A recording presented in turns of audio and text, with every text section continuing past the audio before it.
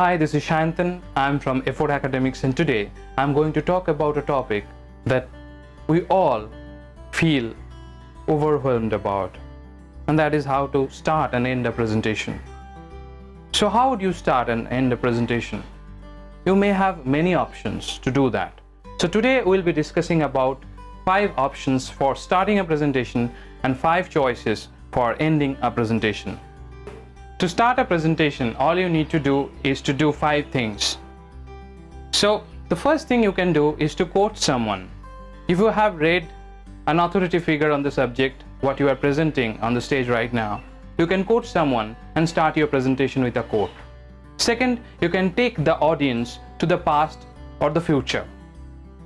All you need to do is to say like this, that imagine in 1970 this happened, or imagine what will be our life on the planet in 2050. So that will intrigue the audience to your speech immediately. The third thing you can do is to share something extraordinary. It can be a scientific discovery or a research paper that you can talk about. The fourth thing you can do is to tell a story. It has been seen in a research that if you tell a story, then the audience would be able to retain 26% more information. And the last thing you can do is the easiest one, is to maintain silence. Suppose you said something in the beginning and then maintain a pause for at least 2-3 seconds. And the audience would be thinking what you are going to say, and they will be engaged immediately with your silence.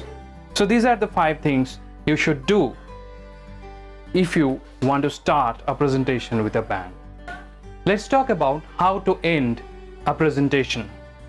You can take 5 steps to end your presentation. Of course, you need to choose one among these 5. First, quote someone. So if you have done it in the beginning of your presentation, don't do it again. If you have done it in the beginning of your presentation, then go to the next step, and that is call to action. So once you talked about a subject, it is time to give the audience a call to action so that they can take action immediately. Third thing you can do is to use a cartoon or a joke to end your presentation. Actually, you need to use humor. You need to explain humor through a cartoon or anything else, through any media. So you have seen many people ending their presentation with humor. So you can do the same. The fourth thing you can do is to use Steve Jobs' way. That is, one more thing. So before ending the presentation, you can say one more thing to intrigue the audience and to pick their interest. And the last thing you can do is to summarize.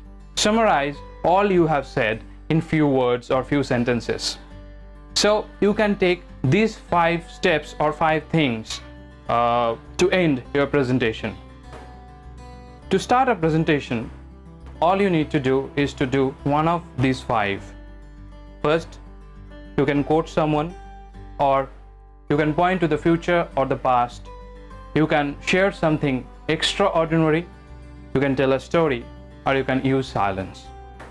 And to end the presentation, you need to do one of these 5 things. Again, quote someone. If you have already done that in the beginning, don't do that.